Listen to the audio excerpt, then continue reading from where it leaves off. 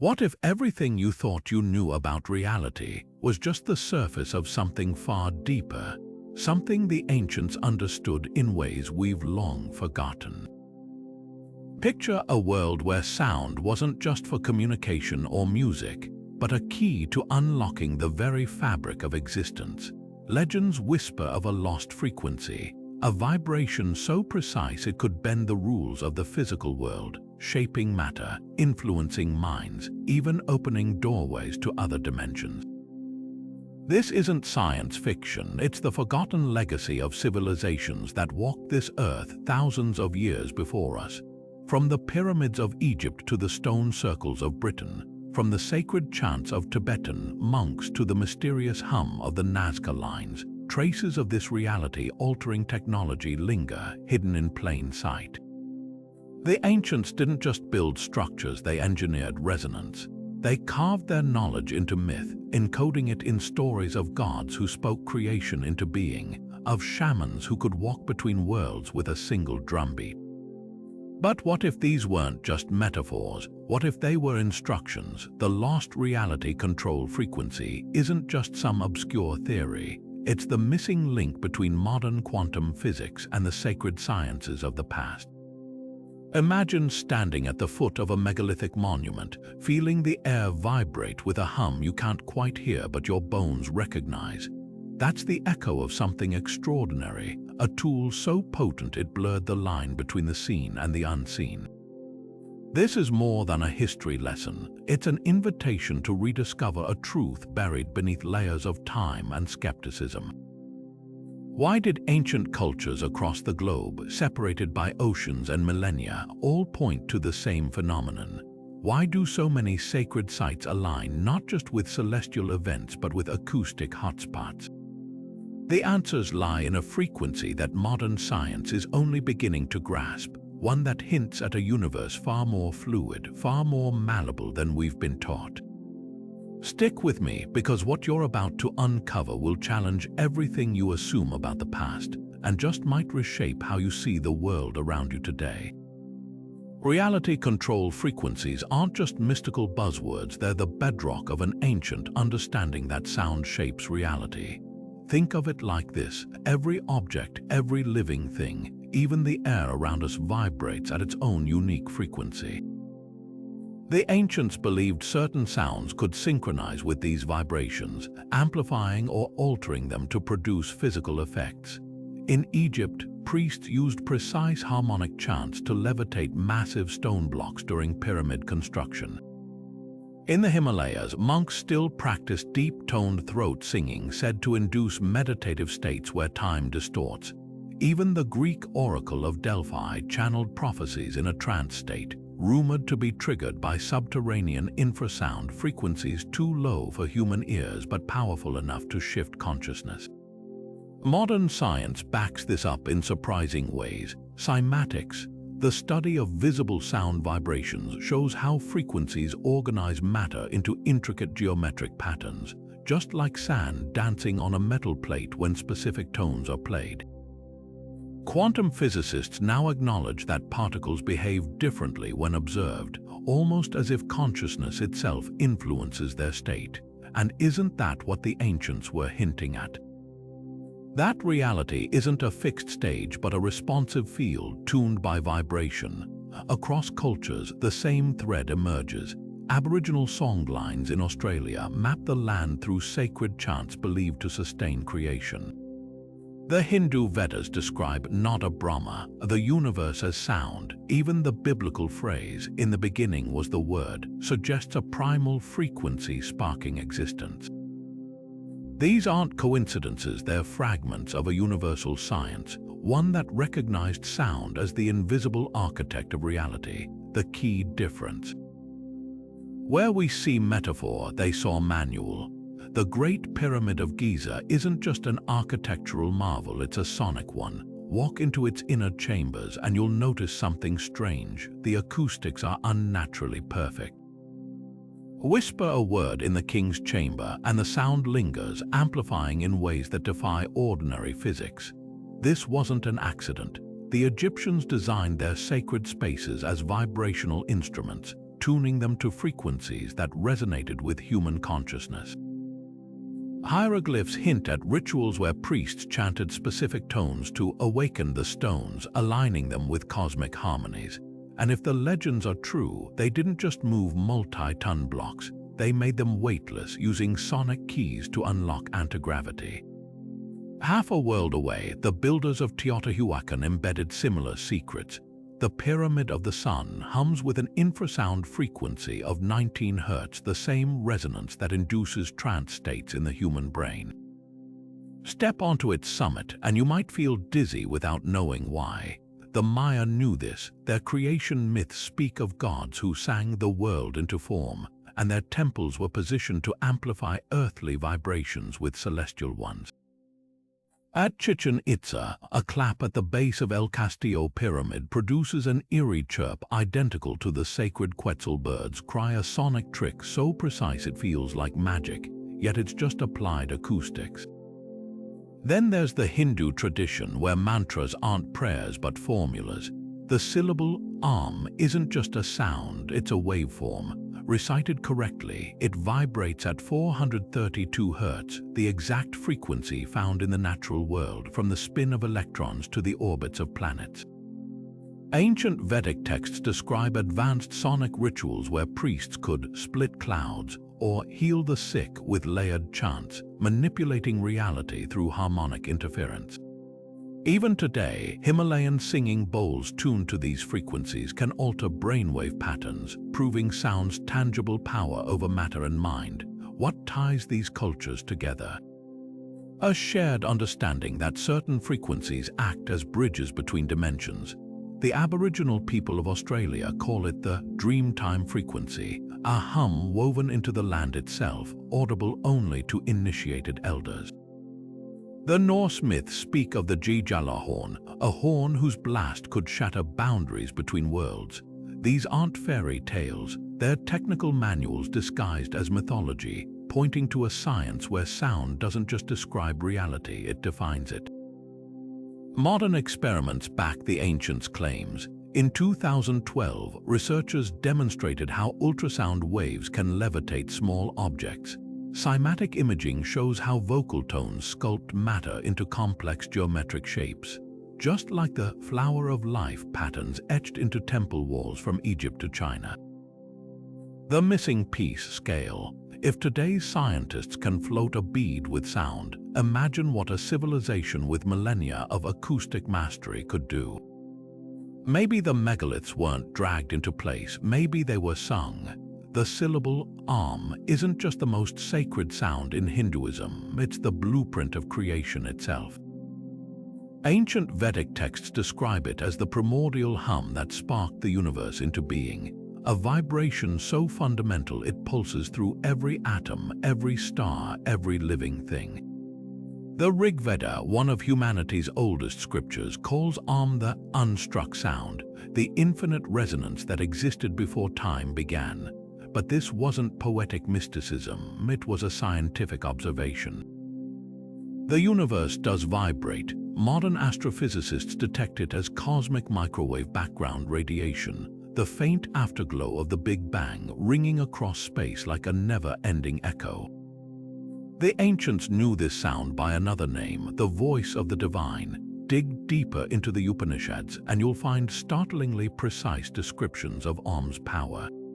It's said to contain 3 frequencies, A, U, and M, representing creation, preservation, and dissolution, the eternal cycle of existence.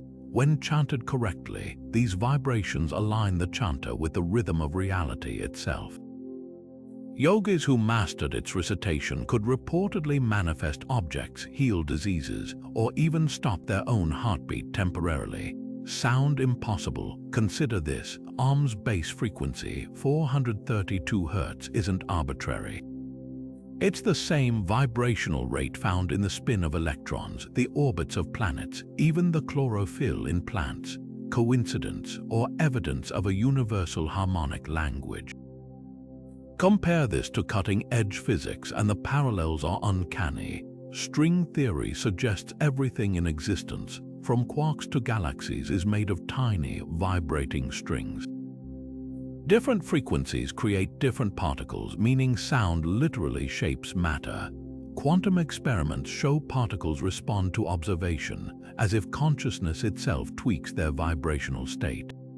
Suddenly, the Vedic idea that chanting Om aligns the self with cosmic order doesn't sound so metaphysical. It sounds like a user manual for reality. Even more striking are the rituals preserved in texts like the Samavda, where priests layered chants to create harmonic interference patterns, sound waves colliding in ways that could, allegedly, alter weather or summon rain. Today, we call this principle acoustic levitation, where opposing sound waves generate force fields capable of suspending objects midair. Tibetan monks still practice a form of this, using multiphonic chanting to vibrate massive stones into movement during temple construction. The difference: the Vedas mapped these effects millennia before oscilloscopes existed, but perhaps the most profound clue lies in the Hindu concept of Nada Brahma, the world is sound. Modern science edges toward this revelation with theories like the musical universe, where celestial bodies emit subsonic frequencies as they move. NASA recordings of planetary magnetospheres reveal eerie harmonized tones, Saturn's rings singing in frequencies eerily close to Om's sacred pitch. The deeper we probe, the more it seems the ancients weren't worshipping sound. They were reverse engineering it. So was Om a spiritual concept or a lost technology? The answer might be both. When physicists like Nikola Tesla called vibration the key to the universe, he was echoing what Vedic seers knew 5,000 years prior, that reality isn't static but a symphony. And if you know the right notes, you might just learn to play along. In the hushed corridors of ancient Egypt's temples, priests didn't just speak, they commanded reality itself. Their secret, Hekau, the sacred words of power, believed to vibrate at frequencies so potent they could bend the natural world to their will. These weren't mere incantations but precise sonic tools, layered with harmonics that mirrored the hidden rhythms of the cosmos. Picture a priest standing before the Nile, chanting a sequence of tones and watching the waters part, or whispering a vibrational formula into a statue, animating it with divine breath. To the Egyptians, sound wasn't just waves in the air, it was the scaffolding of creation, a force that could bridge the gap between the earthly and the divine. This idea pulses at the heart of the Hermetic principle, as above, so below. The phrase isn't just philosophy, it's a technical manual. It suggests that certain frequencies act as mirrors, reflecting celestial patterns into the material world. The Great Pyramid, often called a stone tuning fork, embodies this concept. Its inner chambers resonate at a frequency of 110 Hz, the same pitch that modern studies link to heightened states of focus and spiritual awareness. Stand in the Queen's chamber and hum that tone, and the walls hum back, amplifying the sound in eerie, unnatural ways. Coincidence or proof that the pyramid was designed as a vibrational antenna? Legends speak of initiation rituals where priests used Hekau to manipulate gravity itself. The pyramid texts, some of humanity's oldest religious writings, describe how certain syllables could open the mouth of statues, granting them speech, a feat echoed in modern experiments where ultrasonic waves make sand particles dance into coherent shapes. Even the Book of the Dead warns of words that must not be spoken aloud, hinting at frequencies too powerful for the uninitiated. But here's the clincher. Egyptian creation myths claim the god Ptah spoke the universe into existence, his voice vibrating through the void to form stars, land, and life. Sound familiar? It's the same thread woven through Hindu, Aboriginal, and biblical traditions, a chorus of ancient voices insisting that reality is, at its core, a song. And if the right note can move a mountain, what else might it unlock? High atop the slopes of Mount Parnassus, the Oracle of Delphi didn't just predict the future, she channeled it. For centuries, kings and peasants alike traveled to her sacred temple, desperate for glimpses of destiny. But what if her prophecies weren't divine inspiration at all, but the result of a carefully engineered system of sound and vibration? Ancient sources describe the Pythia inhaling vapors from a chasm in the earth before speaking in tongues, her voice distorted, her body convulsing as if pulled by invisible strings. Modern geologists discovered something startling beneath the ruins: two fault lines intersecting directly under the temple, leaking ethylene gas, a substance known to induce euphoria and hallucinations. Yet gas alone doesn't explain the precision of her trances. Walk through the ruins today, and you'll notice the temple's design is oddly acoustic. The Aditin, the inner chamber where the Pythia sat, was a sunken, stone-lined vault with walls that curved like a seashell. Whisper there, and the sound curls back on itself, amplifying and warping in eerie ways. Researchers now believe the chamber acted as a natural resonance box, tuned to low-frequency infrasound. At certain pitches, these vibrations can trigger vertigo, time distortion, even out-of-body experiences, effects identical to the Pythia's reported states. The clues pile up. Plutarch, a priest at Delphi, wrote of a sweet-smelling breeze that filled the chamber before prophecies, along with a persistent hum that stirred the soul. In 2001, engineers recreated the temple's dimensions and found it amplified frequencies between 7 and 19 Hz, the same range that disrupts human brainwaves, scrambling the boundary between consciousness and vision.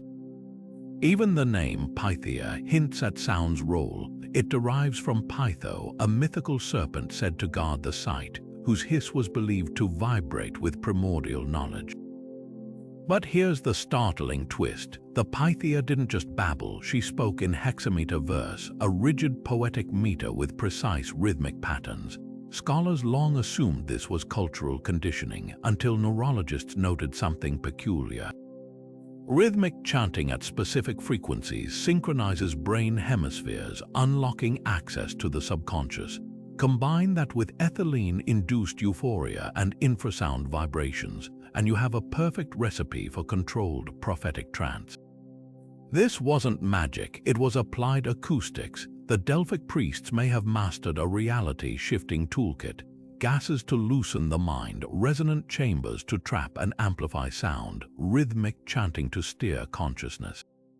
Compare this to Tibetan monks using harmonic chanting to induce suspended animation, or Amazonian shamans drinking ayahuasca while Icaro's sacred songs guide their visions. The common thread, vibration as the bridge between worlds. Perhaps the most haunting evidence lies in the temple's final days. As Christianity rose, the Romans sealed the chasm with boulders, silencing the gases, deadening the resonance. And with that, the prophecies stopped, not because the gods left, but because someone turned off the frequency. The legend of Orpheus isn't just a tale of love and loss, it's a coded lesson in vibrational mastery. When his lyre played, rivers changed course, trees uprooted themselves to follow him. Even the god of the underworld wept at its sound. But what if these weren't poetic exaggerations? What if Orpheus wielded a fragment of the lost reality control frequency, an ancient technology disguised as myth? His instrument wasn't ordinary. Crafted by Apollo himself, its 7 strings mirrored the 7 classical planets, each tuned to a celestial harmonic. The Greeks called this the music of the spheres, the idea that cosmic bodies emit precise, inaudible tones as they move, a concept later refined by Pythagoras into a mathematical system of universal resonance. Pythagoras didn't just theorize about music, he lived it. After studying in Egypt's mystery schools, he returned with the belief that specific frequencies could heal sickness, alter emotions, even restructure matter. His followers reported witnessing him use carefully sequenced lyre chords to calm violent mobs or induce trances in students, effects modern science now attributes to binaural beats and brainwave entrainment. The key, interval ratios. Pythagorean tuning relied on pure mathematical relationships between notes 3:2, 4:3 ratios that eerily match the orbital resonances of planets in our solar system. Coincidence or evidence that Orpheus's lyre, like the pyramids or Vedic mantras, was tuned to the hidden frequencies of existence itself? Consider the most haunting moment in Orpheus's story, his descent into Hades. No weapon or spell could sway its rulers, only his music. Plutarch described the underworld as a place where sound takes form, where vibrations manifest as physical reality. The lyre's notes didn't just soothe Cerberus, they temporarily rewrote the rules of that realm, bending its immutable laws. Today, ultrasonic levitation experiments show how sound waves can create invisible force fields, suspending objects against gravity. Was Hades a metaphor for a dimension where vibration directly shapes matter? The parallels multiply. Orpheus's fatal mistake, looking back at Eurydice, mirrors the strict protocols of ancient sound rituals. Break concentration during a Vedic chant or Egyptian Hekau recitation, and the effect shatters. The ancients understood that sustained focus was the glue holding vibrational reality together. A principle quantum physics echoes with the observer effect. Even the lyre's fate is telling. After Orpheus's death, it was placed among the stars as the constellation Lyra, eternally playing the unheard symphony of the cosmos. Perhaps the most telling clue lies in the word enchantment. It derives from the Latin cantare, to sing, not metaphorically, literally. To enchant was to sing into something, to impose order through sound. When stones danced to Orpheus's lyre, they weren't obeying. They were resonating, vibrating in sync with a frequency older than time. The Greeks preserved this truth in their myths, knowing one day we'd rediscover what they never forgot. Reality doesn't just respond to music. It is music, and the right notes can change the tune. Atlantis wasn't just a lost city, it was a vibrational powerhouse. Plato's dialogues describe its downfall in dramatic terms, but buried within his account lies a startling detail. The Atlanteans didn't just build with crystal, they thought with it. Their fabled towers weren't mere monuments, they were transmitters, humming with a harmonic grid that bent weather, healed the sick, and even levitated objects. Modern dismissals of Atlantis as myth ignore the eerie precision of these descriptions, especially when compared to today's crystal oscillator technology, where quartz vibrations regulate everything from watches to GPS satellites. The gap between legend and lab might be thinner than we think. Take the fabled Firestone at Atlantis's heart. Esoteric texts claim it was no ordinary crystal, but a cylindrical prism tuned to resonate with Earth's own frequency. When activated by skilled priests, it allegedly generated an energy field so potent it could redirect storms or amplify thought into physical action. Sound impossible, consider piezoelectricity, the property of crystals like quartz to generate voltage under pressure. Modern hospitals use this principle in ultrasound machines, where crystal vibrations penetrate flesh to reveal hidden structures. Now imagine scaling that effect exponentially, with towers acting like a planetary acupuncture system, their pulses harmonizing with ley lines and atmospheric currents.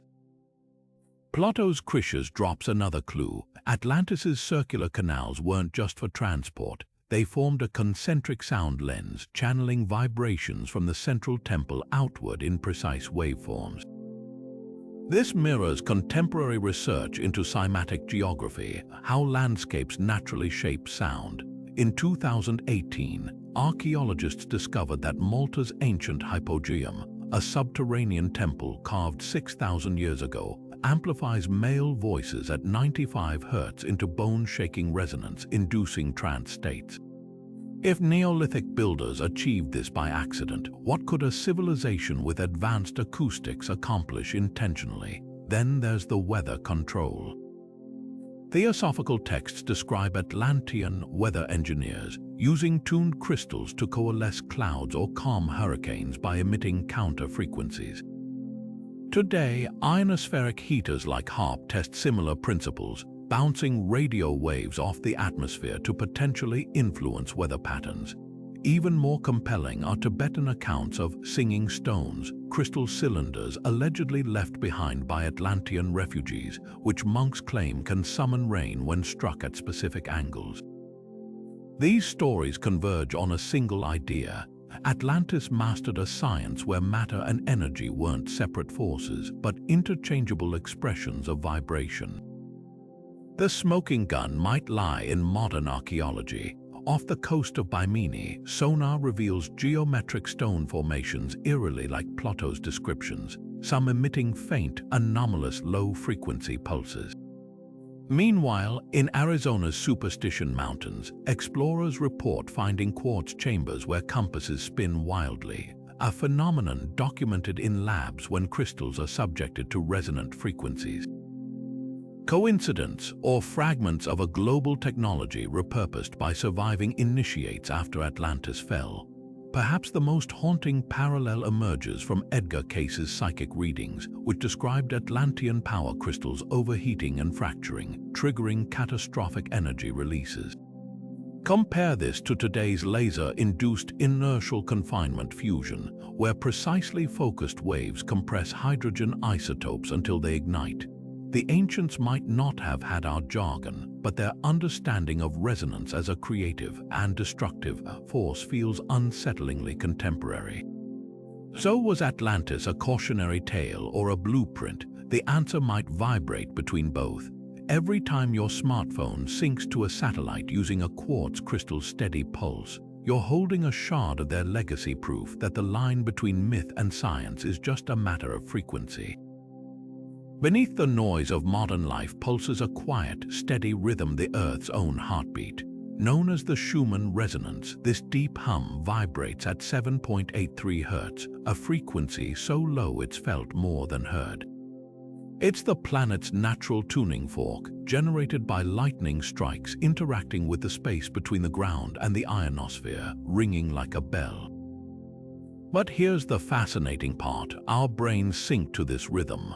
Neuroscientists studying brainwaves discovered that 7.83 Hz matches the frequency of theta waves, the state linked to deep meditation, creativity, and downloads of intuition. This isn't coincidence, it's symbiosis, proof we're literally tuned to the planet's vibration. Indigenous cultures never needed instruments to measure this. The Hopi spoke of Tapalat, the Mother Earth heartbeat, as the pulse guiding their ceremonies. Aboriginal elders described the dreamtime as a realm accessed through the land's low, droning song, a sound they mimicked with didgeridoos to enter trance. In the Amazon, shamans still brew ayahuasca to the accompaniment of icaros, melodies designed to harmonize with the jungle's infrasonic hum. These traditions didn't just honor the Earth's frequency, they collaborated with it, using ritual and sound to amplify its effects on human consciousness. Could ancient civilizations have engineered structures to harness this resonance? The evidence whispers yes. Take the underground chambers of Newgrange in Ireland. Built 5,000 years ago, these passage graves amplify the Schumann frequency when wind passes through their narrow tunnels, creating a subsonic drone that shifts brainwave patterns. Then there's the Great Pyramid subterranean chamber, where the floor vibrates at almost exactly 7.83 Hz when struck, a feature that would have made it a natural Schumann amplifier. Even Göbekli Tepe's mysterious T-shaped pillars, carved with acoustic waveforms, suggest a deliberate interplay with Earth's pulse. Modern science is catching up. Studies show that isolating humans from the Schumann resonance, like astronauts in space, causes disorientation, insomnia, and erratic brain activity. NASA now simulates it in spacecraft to stabilize crew health.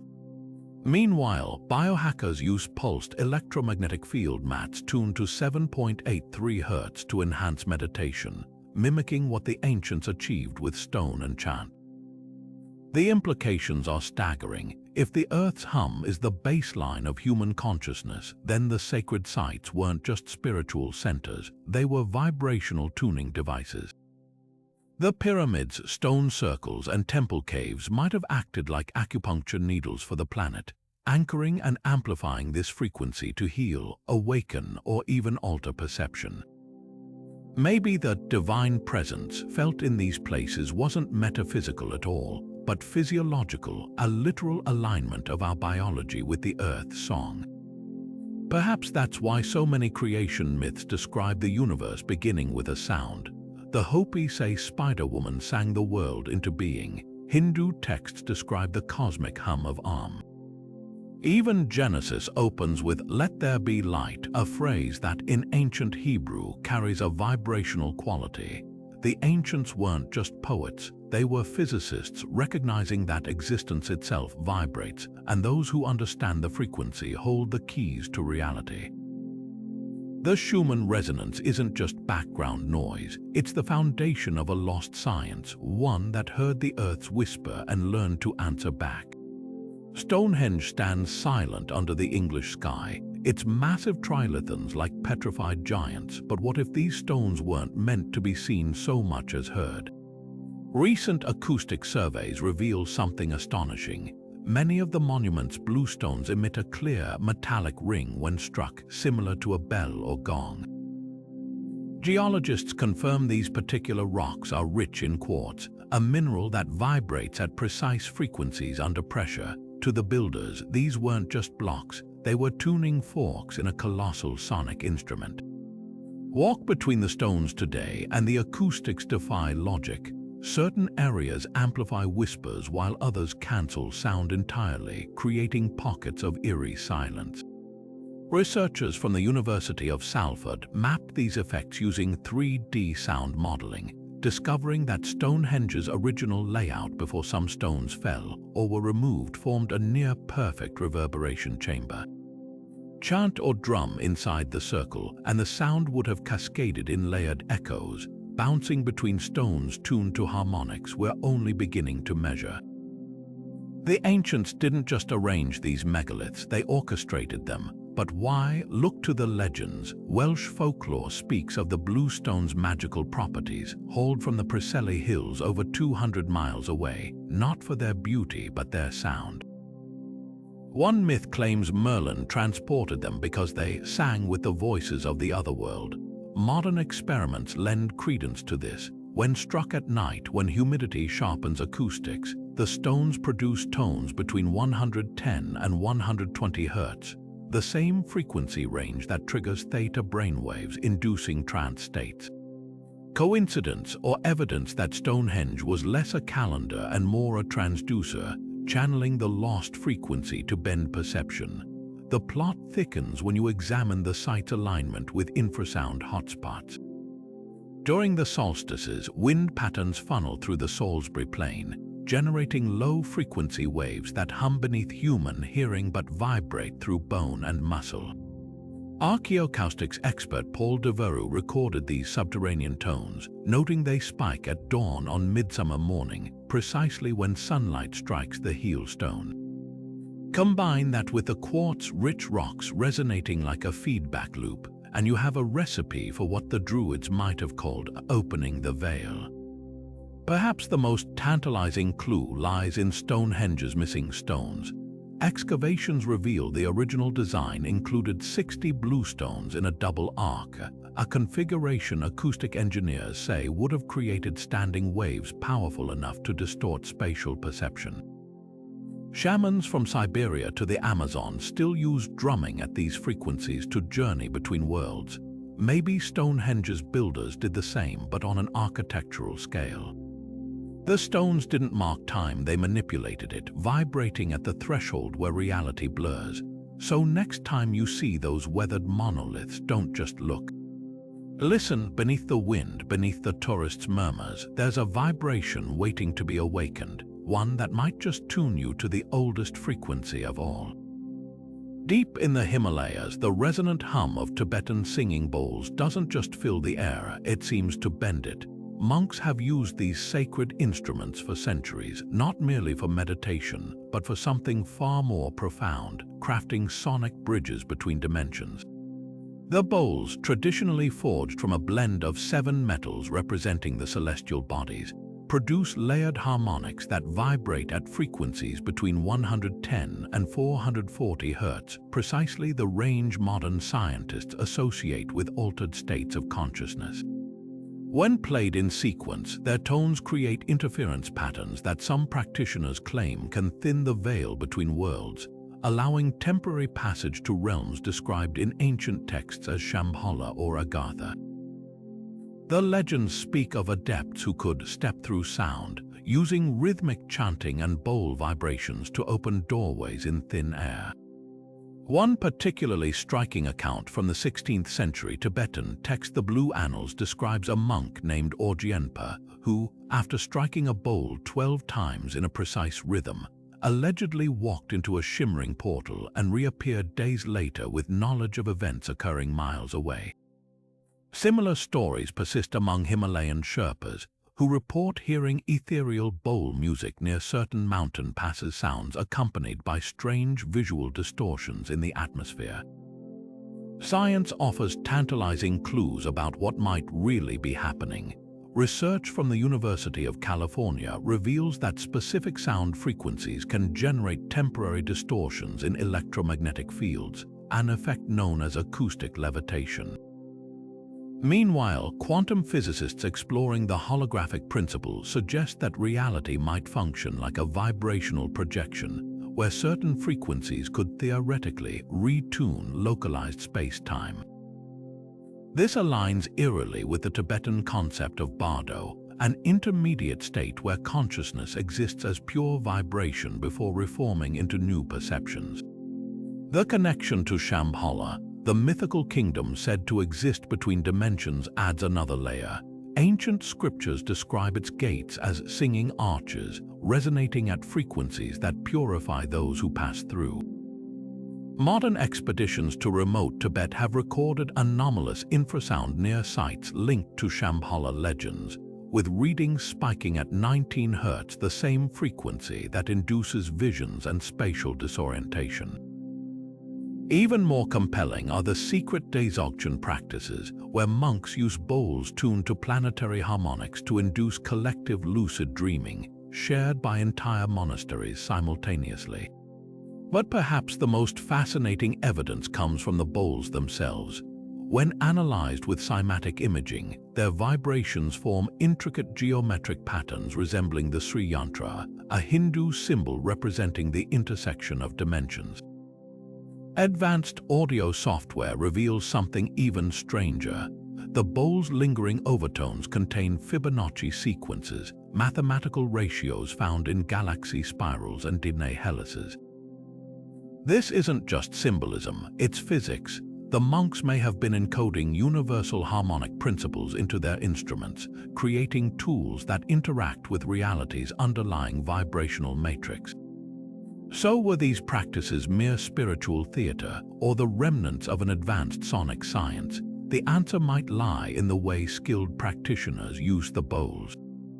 By striking them at angles that change their harmonic profile, masters can produce tones that seem to stack upon one another, creating a cascading resonance that listeners describe as hearing multiple dimensions at once. In the quiet monasteries of the Himalayas, the boundary between myth and physics dissolves one vibrating bowl at a time. The Knights Templar didn't just guard relics, they hunted frequencies. Buried in medieval manuscripts are whispers of their greatest discovery, a divine chord hidden beneath Solomon's temple, a sequence of notes so potent it could allegedly shatter walls, heal the dying, or even summon celestial fire. Chroniclers wrote of initiates undergoing a ritual called the Hearing of the Heavenly Harmony, where they stood in the temple's underground chambers as priests chanted 3 sacred tones in succession. Those who endured the experience reportedly emerged transformed, capable of feats that defied natural law. But what if this wasn't mysticism? What if the Templars had stumbled upon the same acoustic science the ancients encoded in pyramids and standing stones? Modern researchers have pieced together clues from Templar grimoires and architectural plans. The chord, believed to be a combination of F-sharp, A, and C, wasn't arbitrary. These frequencies resonate at the exact harmonic intervals found in the human body's bioelectrical field, a discovery only confirmed by 21st-century studies. When sung simultaneously in a stone chamber, they create a phenomenon called harmonic resonance, where sound waves amplify each other to vibrate physical matter. Gregorian chants descended from Templar traditions use these same intervals. Neuroscience now reveals why, when heard in reverberant spaces, these specific tones synchronize brainwaves to the theta state, the same frequency associated with deep meditation, enhanced intuition, and even spontaneous healing. The temple itself may have been designed as an acoustic amplifier. Jewish mysticism speaks of the Shekinah, a divine presence manifest as a soundless sound in the Holy of Holies, a description eerily similar to infrasound. When archaeologists modeled the temple's dimensions using ancient descriptions, they found its inner sanctum would have naturally resonated at 7 Hz, the frequency that induces transcendental states. This wasn't symbolism, it was engineering. The Templars likely recognized that certain architectural shapes, like the temple's cuboid inner chamber, focused sound into coherent beams. Combine that with their sacred chord, and you have a recipe for vibrational manipulation. Witness accounts from the Crusades hint at practical applications. During the siege of Ascalon in 1153, chroniclers reported Templar knights chanting as they advanced, their voices somehow projecting louder than the battlefield's chaos. Muslim soldiers described an invisible force pushing them back, their weapons growing heavy in their hands, effects consistent with infrasound exposure. Even the Order's sudden rise to power fits the pattern. Their signature chant, Non Nobis Domine, was more than a hymn. It was tuned to 111 Hz, the same frequency that modern labs use to disrupt fear centers in the brain. Coincidence or evidence they wielded sound as psychological warfare? The darkest clues lie in their downfall. When King Philip Roman IV moved to destroy the Templars in 1307, he specifically ordered their choir masters tortured first.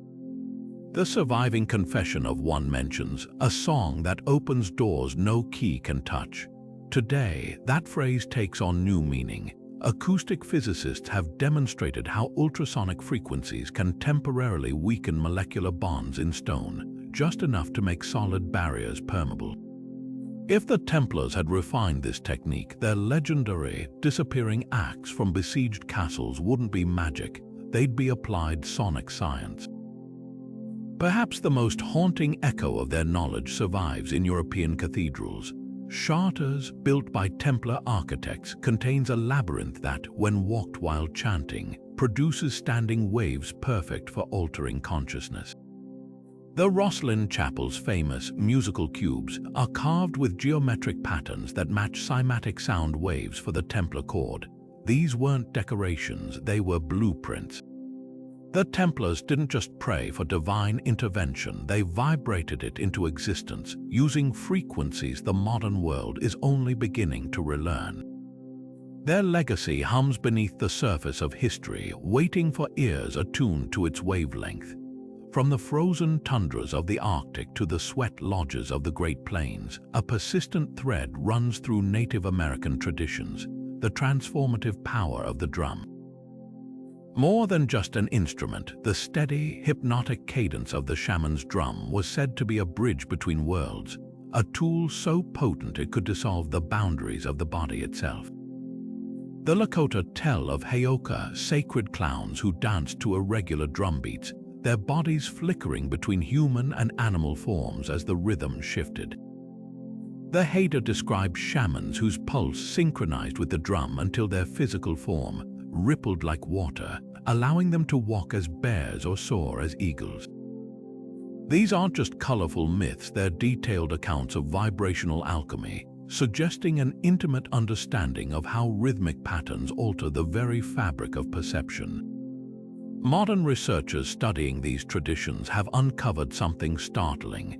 The average tempo of indigenous ceremonial drumming falls between 4.5 and 7 beats per second, precisely the range that induces theta brainwave states in listeners. Neuroscientists now recognize theta waves as the gateway to hypnagogia. that twilight zone between waking and dreaming where the brain becomes hyper-suggestible and the sense of bodily boundaries softens. But the ancients took this further. By layering specific rhythms like the Cherokees' boiling pot beat or the Navajo's galloping antelope pattern, they created complex interference waves. Cymatic imaging shows these layered rhythms generate geometric waveforms nearly identical to the cellular structures of the animals depicted in shape-shifting stories. The implications are profound. When a pagan Blackfoot shaman recounts becoming a wolf, he describes first hearing the creature's heartbeat in the drum's resonance. Tribal languages often use the same word for drumbeat and heartbeat, recognizing both as expressions of life's fundamental rhythm. Anthropologist Jeremy Narbe documented how Amazonian shamans speak of Dene itself, singing during visions, its double helix vibrating in harmony with their drums. Contemporary biophysics lends startling support. DNA molecules have been shown to respond to specific sound frequencies, unraveling or coiling tighter depending on the pitch. Perhaps the most compelling evidence comes from an unexpected source: the U.S. military's non-lethal weapons research. Documents reveal experiments using rhythmic infrasound pulses at 7 Hz, the same frequency found in many indigenous drumming ceremonies, which caused test subjects to report out-of-body experiences and temporary loss of body awareness. One declassified report even mentions a soldier perceiving his hands melting into the table during exposure, an effect hauntingly similar to shamanic shape-shifting narratives. Yet where modern technology stumbles, ancient traditions thrive. The Yupik people of Alaska still practice drumming the shadow, where skilled practitioners alter their body's resonant frequency until casting animal-shaped shadows instead of human ones. Western observers initially dismissed this as clever puppetry until high-speed cameras captured the shadows forming without any physical obstruction. Similarly, Hopi Kachina dancers enter states where their elaborate regalia seems to fuse with their bodies, a phenomenon tribal elders attribute to the drum's ability to tune flesh to spirit. The secret may lie in harmonics. Analysis of Siouan buffalo calling drums reveals they're tuned to produce a secondary, almost inaudible frequency exactly 1 octave below the primary tone, a sonic phenomenon known as phantom vibration. When played near limestone caves, common sites for vision quests, these tones bounce off the walls to create standing waves that vibrate the body at a cellular level. Tribal initiation rites often involve lying directly on the drum during ceremonies, allowing the sound to pass through bone conduction. The effect: a complete recalibration of the participant's vibrational signature, what science might call the biofield, until it momentarily aligns with another creature's resonance pattern. This isn't fantasy physics. Quantum biology is now exploring how living cells use vibrational coherence to communicate, essentially tuning to different frequencies like radio switching channels. The shamans claim that drumming changes your song, suddenly takes on new weight. Their stories of shape-shifting might be the most accurate way to describe what happens when human consciousness, through rhythmic entrainment, temporarily synchronizes with another organism's vibrational blueprint. The drum becomes more than an instrument, it's a sonic key, turning the lock of perception until the door between forms swings open. In the shadowy halls of Mayan temples, archaeologists have uncovered artifacts that defy simple explanation: small, intricately carved whistles shaped like skulls or jaguars, their hollow chambers designed to produce not music but terror. When blown, these so-called death whistles emit a shriek unlike anything in nature, a piercing, multi-layered scream that chills the blood. But recent acoustic analysis reveals something even more startling. Beneath their shrill surface tones lies a hidden layer of infrasound, frequencies too low for human ears to detect yet powerful enough to vibrate internal organs and trigger primal fear responses. Was this the Mayan version of a sacred frequency weapon? The Aztecs, inheritors of Mesoamerican sonic knowledge, described these devices as Ehecachichtli, or wind of death. Warriors blew them before battle not just to signal but to paralyze. Spanish conquistadors wrote of a sound so unnerving it made horses buck and men clutch their heads in agony, as if the air itself had turned against them. Modern reconstructions confirm the effect. Played in a closed space, the whistles generate standing waves at 7 to 19 Hz, the exact range known to induce dizziness, nausea, and even visions by disrupting vestibular function. Temple frescoes at Teotihuacan depict priests blowing these whistles alongside swirling visions of serpentine deities, suggesting they weren't instruments of war alone, but tools for ritual transcendence. Deeper still lies the connection to the Mayan deity Kukulkan, the feathered serpent whose very name mimics the whistle's sound when spoken in classical Yucatec. His temples, like El Castillo at Chichen Itza, are acoustic marvels. Clap your hands at its base, and the echo returns as the serpents hiss. But climb its steps during the equinox, and witnesses report something stranger. A subsonic vibration humming through the stones, synchronized with the descent of the shadow serpent along the pyramid's edge. Coincidence or evidence that the Mayans engineered entire structures as frequency amplifiers, with the death whistle as its portable counterpart? Acoustic engineers testing the whistles in pyramid chambers made an eerie discovery. The stone's composition, limestone rich in quartz, acts as a natural resonator, transforming the whistle's cry into a sustained infrasonic pulse that bounces between walls. At certain angles, these waves create hotspots where the pressure differential causes brief oxygen deprivation, inducing visions eerily similar to those described in Mayan creation myths. This might explain why the Dresden Codex, a surviving Mayan manuscript, depicts shamans holding whistles while floating mid-air, their bodies wreathed in vibrational line. The most chilling clue comes from the whistle's design. Each is tuned slightly differently, with internal chambers modeled after the human vocal tract. X-ray scans show some replicate the exact dimensions of a screaming man's throat, while others mirror a howling jaguar's larynx. When played together, they produce harmonic interference patterns that early researchers dismissed as dissonant, until military labs began experimenting with similar combinations for non-lethal crowd control. The parallel is uncanny. Both ancient and modern engineers stumbled upon the same principle, that certain sound collisions don't just frighten, they fracture perception. Perhaps the whistle's true purpose was multidimensional. In Mayan cosmology, the underworld Xibalba was accessed through caves of screaming wind. Surviving oral traditions describe initiates undergoing trials where whistles disoriented them, simulating the soul's journey through chaotic realms. Today, neurologists studying infrasounds effects note identical symptoms: spatial disorientation, time distortion, and the overwhelming sense of an unseen presence. The death whistle might have been less a weapon than a key, one that unlocked doors not in stone but in consciousness itself.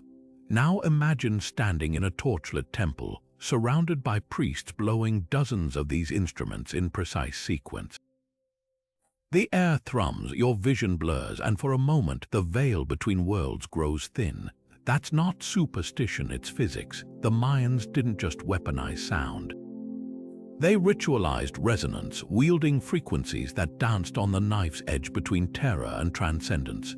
Their whistles weren't designed to kill bodies, but to shatter boundaries, proof that the right vibration at the right moment can make reality itself tremble. The story of Jericho's walls tumbling at the blast of trumpets might sound like pure miracle until you listen to the science behind it. According to the Book of Joshua, 7 priests circled the city for 7 days, blowing ram's horns before unleashing a final, earth-shaking blast that brought the walls crashing down. But what if this wasn't divine intervention? What if it was applied acoustics? Modern experiments reveal something startling. The natural resonant frequency of Jericho's mud-brick walls, determined by their composition and thickness, falls precisely within the range that shofar trumpets produce. Play the right note long enough, and even the sturdiest structure will vibrate itself apart. Archaeologists studying Jericho's ruins found traces of an unusual collapse pattern. Not the outward rubble you'd expect from battering rams or earthquakes, but an inward crumble, as if the walls had simply folded.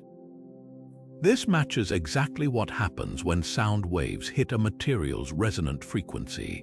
Engineers call it harmonic induction, the phenomenon where vibrations transfer energy to an object until its molecular bonds can no longer hold. The same principle allows opera singers to shatter wine glasses with sustained high notes. Now imagine scaling that effect with dozens of shofars blasting in unison, their sound amplified by Jericho's circular layout, which would have functioned like a natural echo chamber. The shofar itself holds clues. Unlike modern brass instruments, its irregular spiral shape produces chaotic harmonics rich in dissonant overtone sound waves that collide and reinforce unpredictably. When played en masse, these waves create a phenomenon called acoustic beating, where intersecting frequencies generate pulses of infrasound powerful enough to vibrate stone. Recent simulations at the University of Haifa showed that just 40 shofars blowing at 110 decibels well within historical depictions could produce enough vibrational stress to crumble Jericho-style walls in under an hour. But the biblical account adds eerie specifics. The priests marched silently until the seventh day, then shouted with the trumpets. This wasn't theatrical flair, it was acoustic strategy. Silence allowed the walls to absorb residual vibrations between blasts, weakening their structural integrity incrementally. The final shout, a concentrated burst of sound at the precise moment the wall's resonant frequency had been primed, like a sonic hammer striking a cracked bell. Even the number 7 holds significance. In acoustic physics, 7 is the minimum number of coherent sound sources needed to create a stable standing wave, the kind that can focus vibrational energy into a single destructive point.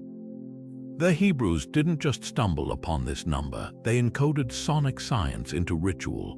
The clincher, Jericho, wasn't an outlier. Across the ancient Near East, cities like Hazor and Lachish show similar collapse patterns.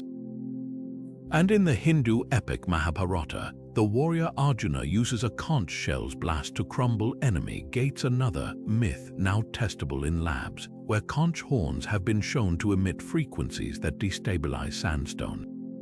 So were the trumpets of Jericho miraculous or meticulously calculated? Perhaps the answer lies in between. The ancients didn't separate science from spirit. They wielded sound as both weapon and prayer, understanding that certain vibrations could reshape reality. The walls didn't just fall, they resonated until the boundary between physics and faith dissolved into dust.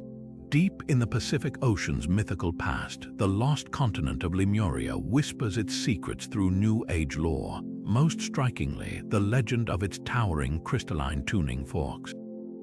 These weren't mere instruments but tools of profound transformation, said to harness Earth's natural frequencies to heal the sick, amplify thought, and even bend space. Followers of the Lemurian tradition describe these devices as towering obelisks of resonant quartz, precisely tuned to the planet's harmonic signature. When struck, they allegedly emitted pure tones that could realign the human biofield, mend broken bones in hours, and synchronize minds across vast distances. Skeptics dismiss it as fantasy, but modern sound therapy's breakthroughs suggest there might be more to the story than metaphor. Take today's medical sound baths, where quartz bowls tuned to specific frequencies reduce chronic pain and anxiety. Studies at Harvard and the Mayo Clinic confirm that vibrations at 110 Hz, the same frequency linked to Lemurian forks, stimulate tissue regeneration and calm the amygdala, the brain's fear center. Then there's the emerging field of cymatic therapy, where sound waves directed at injured areas prompt cells to reorganize into healthy patterns, mirroring ancient accounts of Lemurian healers singing over wounds to speed recovery. The parallels are uncanny. Both traditions view disease as a form of dissonance, a body out of tune with its natural state. but the most tantalizing claim involves telepathy. Lemurian texts speak of initiates gathering around activated forks, their brain waves entraining to a shared frequency until thoughts flowed freely between them. Modern neuroscience lends eerie support. Experiments with binaural beats show that when two people's brains synchronize to the same theta rhythm, they exhibit heightened empathy and even spontaneous mind-reading abilities in controlled tests. The U.S. military's now declassified Stargate project explored similar phenomena, using sound to link operators' neural oscillations with documented cases of remote viewers accurately describing hidden targets. Coincidence or evidence that the Lemurians discovered a primal form of vibrational communication? The fork's alleged design adds another layer. Descriptions recall piezo crystal technology, where quartz generates voltage under pressure, a principle behind everything from ultrasound machines to your smartphone's processor. If scaled up, such crystals could theoretically focus sound into coherent beams capable of transmitting energy or information. Tesla's experiments with resonant frequencies in the early 20th century hinted at this, with claims of wireless power transfer and even earthquake generation. The Lemurians, if they existed, might have mastered this science millennia earlier, turning mountains into transmitters and forks into healing wands. Yet the starkest validation comes from an unexpected place: water. Japanese researcher Masaru Emoto's controversial experiments showed that water exposed to harmonious sounds forms intricate crystalline structures while discordant noise creates chaotic blobs. If, as Lemurian lore suggests, their forks tuned Earth's water veins ley lines, they could have influenced the planet's very life force. Modern hydrosonics now explores how specific frequencies purify water and even alter its molecular cluster size for better cellular absorption. So were the Lemurian forks mystical talismans or forgotten technology? The answer might vibrate between both. In a world where ultrasound dissolves kidney stones and sonic levitation suspends objects midair, the gap between legend and lab narrows. Perhaps the forks weren't lost, just waiting for us to rediscover the frequency at which matter and mind dance as one. Binaural beats might sound like a modern invention, but their roots stretch back to the same sacred frequencies the ancients wielded. Wear headphones today and you can experience this firsthand. Play two slightly different tones in each ear, say 400 Hz in the left and 410 in the right, and your brain perceives a third phantom pulse beating at 10 Hz. This isn't just an auditory illusion. It's your neural circuitry syncing to the difference between the tones, a phenomenon that shifts your brain waves into alpha or theta, states the same frequencies linked to deep meditation, creativity, and even extrasensory perception. The eerie part: Tibetan monks achieved identical effects centuries ago using bronze bells tuned to precise intervals, while Greek mystics used twin flutes to induce prophetic trances. The tools have changed, but the science remains startlingly consistent. What the ancients called harmonizing with the divine, neuroscientists now term brainwave entrainment. Studies at the Monroe Institute, a research center specializing in consciousness, reveal that binaural beats at 7.83 Hz Earth Schumann resonance can trigger out-of-body experiences, while frequencies near 4 Hz slow heart rates to near-suspended animation. These aren't just psychological quirks. Functional MRI scans show these tones temporarily mute the prefrontal cortex, the brain's logic center, while amplifying activity in the limbic system, exactly the neural shift described in Egyptian texts about Osirian initiation rites, where candidates died to the world before rebirth. The parallels grow darker when you examine military applications. Declassified CIA documents from the 1970s detail experiments using binaural beats to implant subliminal commands or erase memories, techniques hauntingly reminiscent of Vedic mantras said to rewrite karma, or Aztec death whistles that shattered enemy morale. Even consumer tech taps into this power. Popular focus apps use binaural beats to boost productivity, while sleep aids employed delta wave frequencies to knock users into unconsciousness. It's a sterile, sanitized version of what Siberian shamans still do with drumming, hacking the brain's operating system through vibration. Yet the most profound implication lies in collective entrainment. Ancient cultures from the Druids to the Maya practiced synchronized chanting, aligning entire communities to a shared neural rhythm. Modern research confirms that when groups meditate to the same binaural beat, their brainwaves synchronize, not just metaphorically but measurably, creating a shared cognitive state. The Hopi called this one-heartedness. Silicon Valley rebrands it as neural coupling for corporate team building. The difference: the ancients saw this as sacred technology, a way to tune humanity to the cosmos's hum. Today, we've stripped it of its mysticism but not its power. So our binaural beats a rediscovery of lost knowledge, or proof that certain frequencies universally alter consciousness. Listen closely and the answer vibrates between both. Those phantom pulses in your headphones aren't just sound. They're the echo of a hidden science, one that whispered through temple corridors long before it reached laboratory headphones. The ancients didn't have oscilloscopes or EEGs, but they knew one truth we're still grasping: the brain isn't just an organ, it's an instrument waiting to be played. Nikola Tesla stood at the edge of modern science, but his mind vibrated with ancient secrets. The inventor who harnessed alternating current and dreamed of wireless power often spoke of rediscovering forgotten laws of energy, laws he believed civilizations like Atlantis had mastered millennia before him. His Wardenclyffe Tower, that enigmatic structure on Long Island, wasn't just a radio transmitter. It was an attempt to tap into the Earth's own resonant frequency, a global network of energy he called the natural symphony of the spheres. Sound familiar? It's the same concept echoed in Hindu Nada Brahma, Egyptian Hekau, and Mayan sonic rituals. That reality hums with a foundational frequency, and whoever tunes into it can reshape the world. Tesla's obsession with vibration wasn't metaphorical. He conducted experiments where mechanical oscillators, tuned to precise frequencies, caused buildings to tremble and sidewalks to ripple like water. Witnesses reported feeling the ground resonate blocks away, a phenomenon New York newspapers dubbed the Tesla earthquake. But the inventor insisted he'd merely stumbled upon what pyramid builders knew: that all matter has a resonant frequency, and matching it grants control. His notes mention the Great Pyramid's subterranean chamber as a natural oscillator, its dimensions amplifying Earth's telluric currents.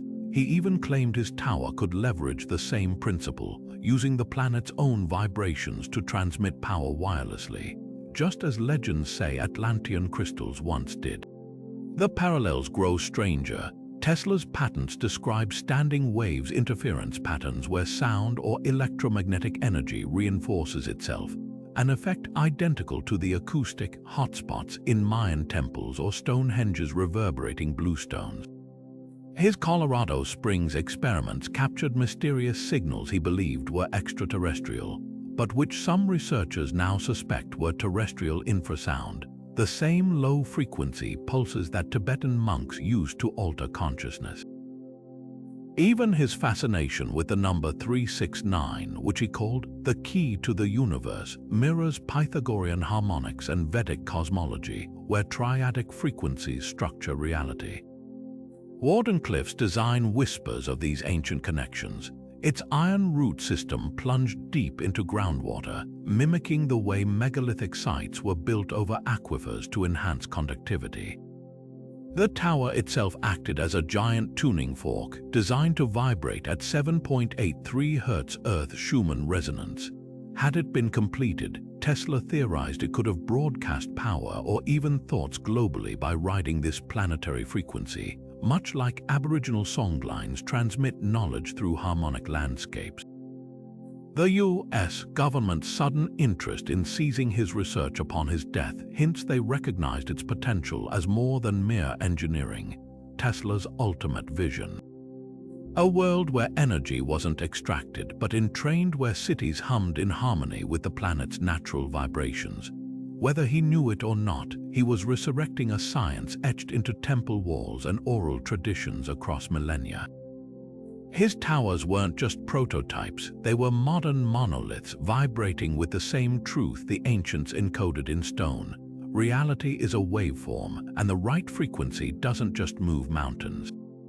It remakes them. Crop circles emerge overnight like cryptic messages pressed into fields, their geometric perfection defying simple explanation. Some researchers propose these intricate designs aren't just patterns, they're vibrational signatures, created by plasma vortices humming with frequencies that mirror the ancient lost tones. Witnesses near freshly formed circles often report a high-pitched whine or a strange buzzing in the air, while others describe an oppressive silence as if sound itself has been vacuumed away. Scientific analysis of affected crops reveals nodes in the stalks that have been heated from the inside, a phenomenon consistent with microwave or acoustic energy exposure. Could these swirling plasma storms charged with electromagnetic force be attempting to recalibrate the Earth's resonant field, reinstating the forgotten frequencies the ancients wielded? The most striking evidence comes from the circles themselves.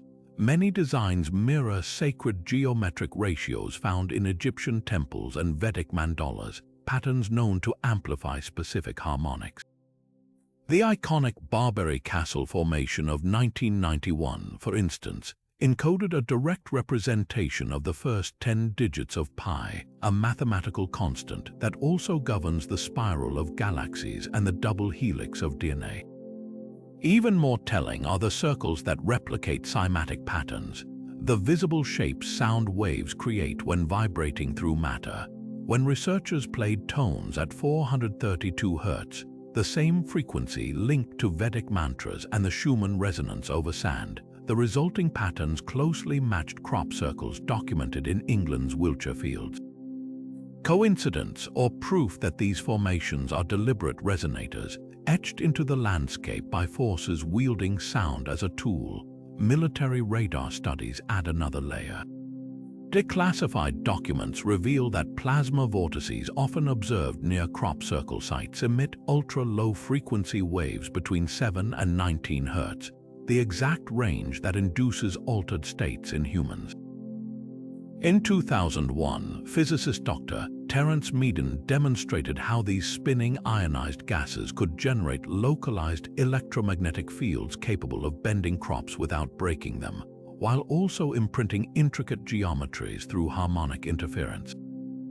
Ancient texts describe similar phenomena. The Hindu Vajra, a thunderbolt weapon said to harness plasma's power, or the biblical whirlwind that carried Elijah skyward, both eerily reminiscent of the glowing orbs and twisting energy columns reported by crop circle witnesses. Perhaps the most chilling clue lies in the locations. The majority of complex formations appear along ley lines, invisible energy meridians that ancient cultures marked with standing stones and temples. These same pathways are now known to conduct electromagnetic energy with unusual efficiency. When researchers mapped crop circle sites against infrasound hotspots, they found an unsettling overlap. The circles clustered where Earth's natural resonance was already amplified. Were these formations not random art but targeted attempts to tune these ley lines, much like a technician might adjust a radio antenna? The implications ripple outward. If crop circles are vibrational interventions, their timing becomes significant. The modern surge in formations began in the 1980s, coinciding with humanity's unprecedented disruption of Earth's electromagnetic field through power grids, radio waves, and microwaves. Just as the ancients used sacred sites to balance planetary energy, could these plasma-generated patterns be a corrective measure, an attempt to reintroduce stabilizing frequencies into a world drowning in artificial noise? The circle's fleeting nature, visible only until harvest, mirrors the transient pulses of sound therapy, where effects linger long after the tone fades. Farmers in crop circle regions often speak of altered soil chemistry and increased crop yields, as if the land itself has been charged by the event. Bioelectric studies show plants within formations emit stronger biophoton emissions, a glow linked to cellular vitality.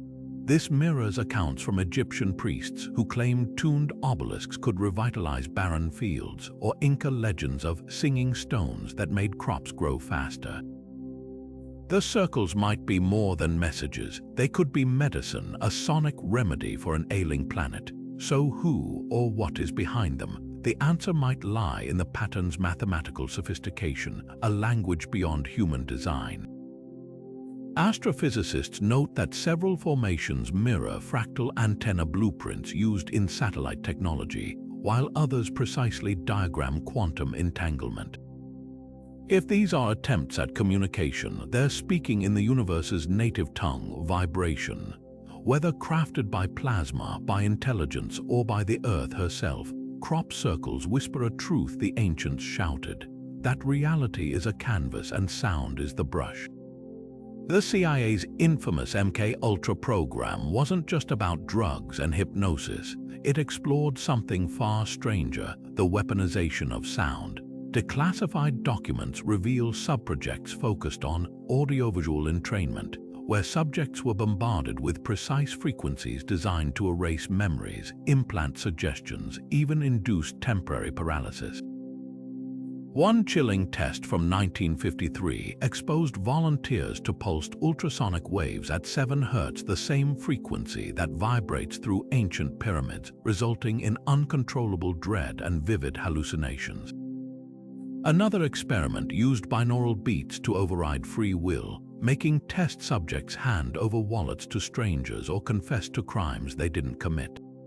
These weren't rogue operations, they were systematic attempts to harness what the ancients called the God frequency, stripped of its sacred context and repurposed for control. The Soviets pursued similar research under the banner of psychotronics. Their leader machine, a Cold War-era device resembling a radio, emitted electromagnetic pulses combined with infrasound to pacify crowds or trigger aggression on command. Dissident scientists later revealed that KGB interrogators used resonant chambers tuned to the human skull's natural frequency, 110 Hz, to break prisoners through vibrational torture. Survivors described the sensation as having my thoughts scrambled like eggs, a disturbing echo of Egyptian Hekau rituals where priests used that exact frequency to clarify consciousness. The difference, where ancient initiates sought harmony, Cold War operatives weaponized dissonance. Why this obsession with sonic control? A 1972 Pentagon memo obtained through FOIA requests provides a clue. It warns of anomalous acoustic phenomena at archaeological sites, noting that certain resonant frequencies demonstrated unexplained effects on human physiology and group behavior.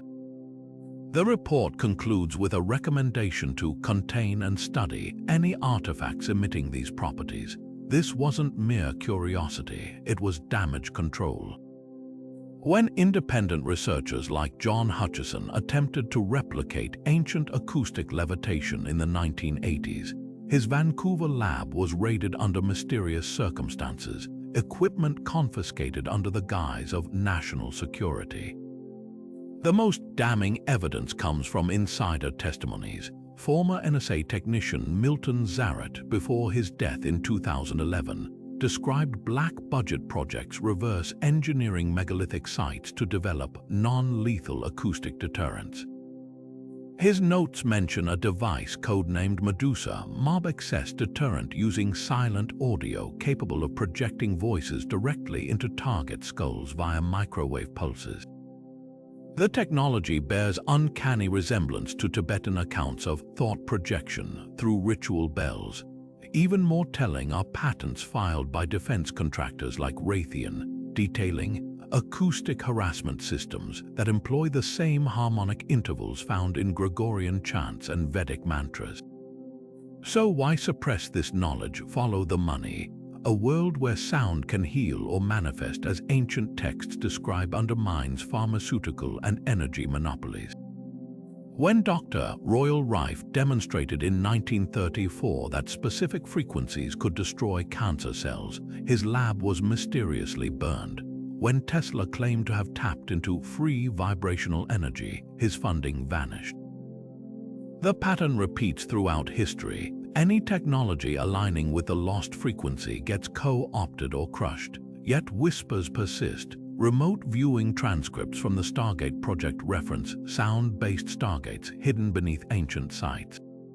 Whistleblowers from the Pentagon's Advanced Aerospace Threat Identification Program describe UFO encounters where craft emitted tones matching Pythagorean scales. Even the bizarre Havana Syndrome, attacks on diplomats traced to pulsed acoustic weapons, proof that someone, somewhere, still wields fragments of this forbidden science. The question isn't whether elites guard the lost frequency. It's how much they truly understand about the power they're trying to cage. Modern science stands on the brink of validating what ancient cultures understood instinctively, that vibration is the unseen architect of reality.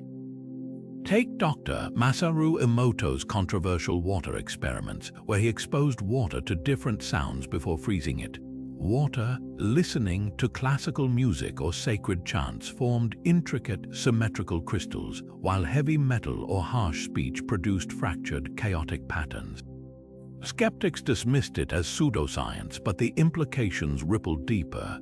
If sound can rearrange water's molecular structure, and our bodies are 70% water, what might this mean for healing or consciousness? Emoto's work mirrors Tibetan monks blessing water with mantras or Hindu rituals where chanting purifies wells, suggesting science is catching up to a truth etched in tradition. Then there's Dr. Michael Persinger's God Helmet experiments, where he stimulated temporal lobes with weak electromagnetic fields tuned to specific frequencies. Participants reported mystical visions, out-of-body experiences, even encounters with divine beings, effects nearly identical to shamanic trances or biblical prophecies. Persinger proved what the Oracle of Delphi knew: the brain is a receiver, and the right frequency can tune it to otherworldly channels. His research dovetails with ancient techniques, from Egyptian dream incubation in resonant chambers to Aboriginal shamans using didgeridoos to shift brainwave states. The difference: where mystics saw spirit, Persinger saw neuroscience, but both roads lead to the same startling conclusion: consciousness is vibration dependent. Breakthroughs in cymatics, the study of visible sound, add another layer. Dr. Hans Jenny's experiments in the 1960s showed how frequencies organize particles into intricate geometric patterns, mirroring the sacred designs found in Hindu yantras or Islamic tilework.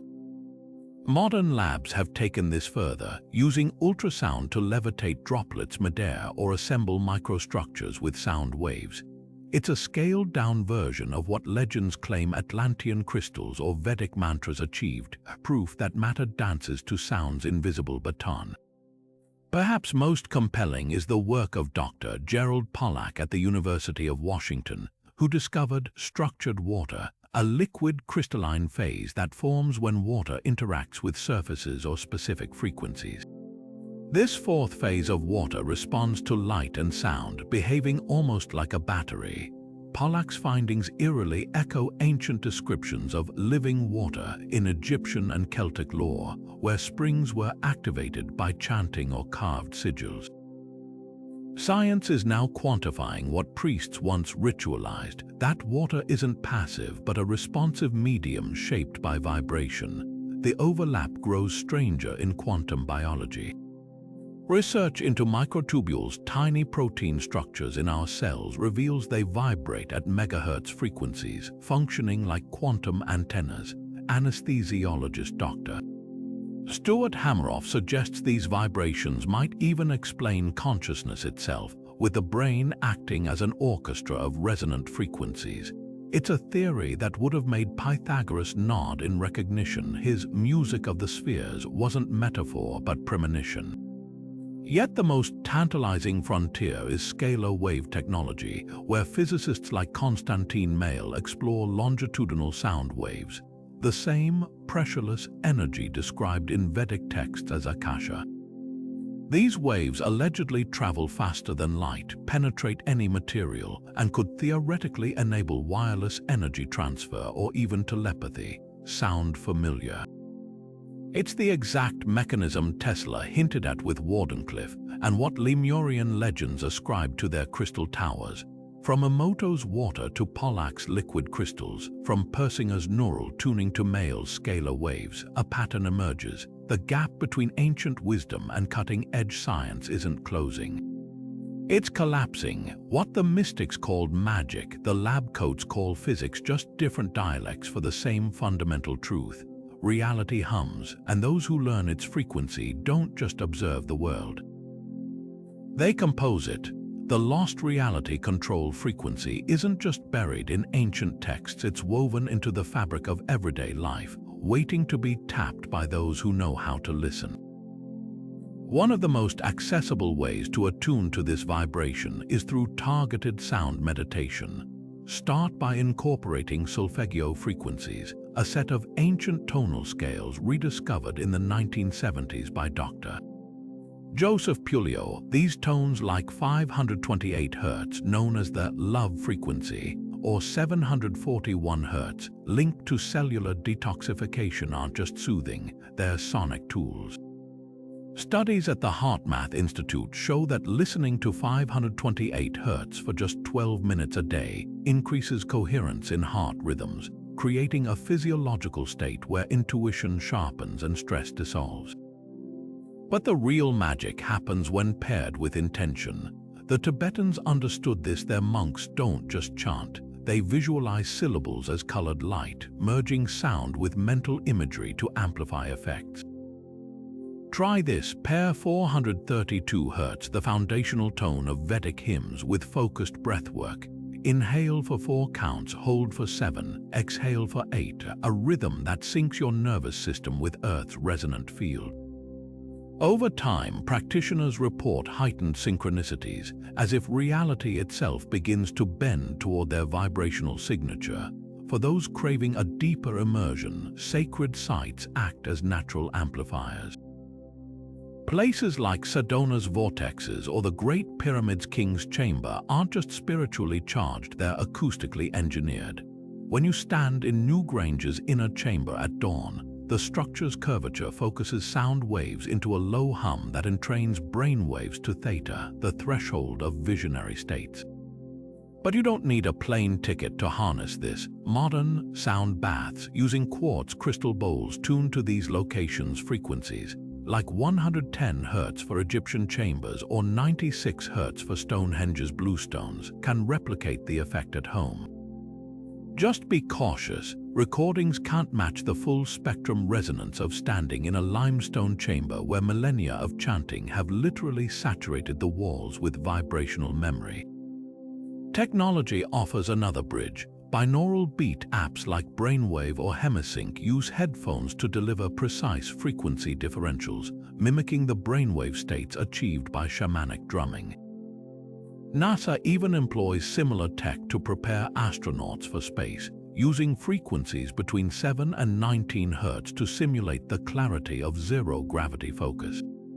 Yet here's the warning whispered by every tradition: not all frequencies liberate. The CIA's declassified sonic project files reveal how certain tonal combinations can induce confusion or despair. Stick to validated scales like the solfeggio or Pythagorean harmonics, and avoid random, mystical frequency tracks flooding YouTube. Some splice in subliminal tones or erratic pulses that disrupt rather than align. The risks go deeper than bad playlists. Tibetan masters speak of Dorje Sempa, the diamond breaker, a phenomenon where rapid vibrational shifts shatter old mental frameworks before new ones stabilize. In practical terms, overzealous frequency work can trigger temporary disorientation, vivid dreams where time loops, or even the unsettling sense of slipping between realities. Start slow. Ground yourself with root chakra tones like 196 Hz before experimenting with higher octaves.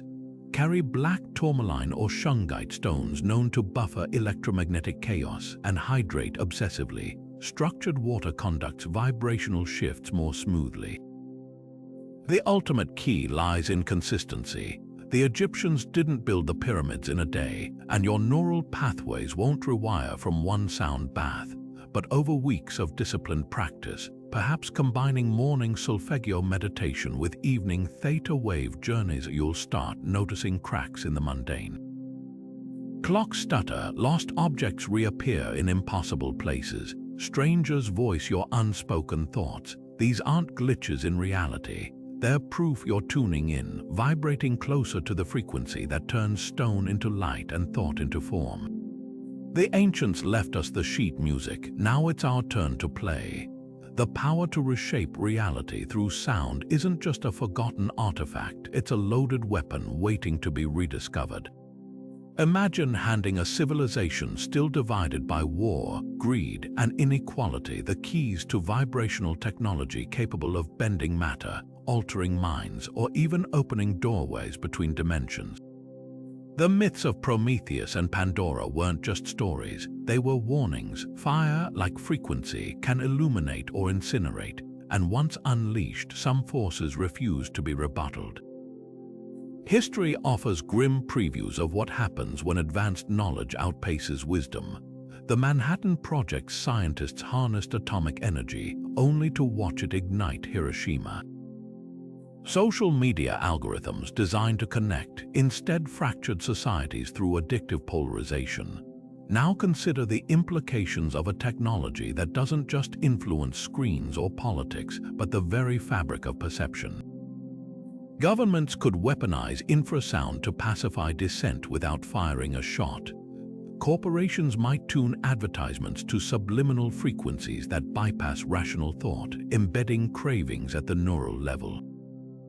The same sacred tones monks used to heal could be inverted, just as the Nazis perverted ancient symbols like the swastika to induce mass panic or paralysis. Yet suppression carries its own dangers. The Catholic Church's medieval bans on harmonic research stalled medical acoustics for centuries. What breakthroughs in energy, medicine, or cosmic understanding have we lost by severing our connection to vibrational science? Tibetan singing bowls already alleviate PTSD in veterans. Cymatic therapy has regrown shattered bones where conventional medicine failed. The Schumann resonance, when replicated in space stations, prevents astronaut psychosis. These aren't fringe curiosities, they're lifelines. To deny humanity this knowledge risks perpetuating suffering that resonant healing could ease. The ancients guarded these secrets with initiation rites for a reason. Egyptian priests spent decades mastering Hekau's inflections. Vedic mantras required perfect tonal purity. A single mispronunciation could allegedly summon chaos. This wasn't elitism, it was accountability. Modern science operates differently. CRISPR gene editing leaked online before ethical frameworks existed. AI development races ahead of regulation. If the lost frequency resurfaces, who gets to wield it? The first to crack the code, the highest bidder, the most powerful military. Perhaps the answer lies in integration, not restoration. Indigenous cultures never separated sound's practical and sacred roles. A didgeridoo's vibrations cleared respiratory blockages while also aligning the player with dreamtime ancestors. The solfeggio scale tuned cathedrals' acoustics and worshippers' brainwaves simultaneously. Modern applications could follow this blueprint, developing resonant technology only within holistic frameworks that prioritize equilibrium over exploitation. Imagine city grids humming with Schumann stabilizing harmonics to reduce violence, or hospitals using tuned chambers to accelerate recovery without pharmaceuticals. The choice isn't merely between rediscovery and ignorance, it's between co-creation and recklessness. The frequencies exist whether we acknowledge them or not.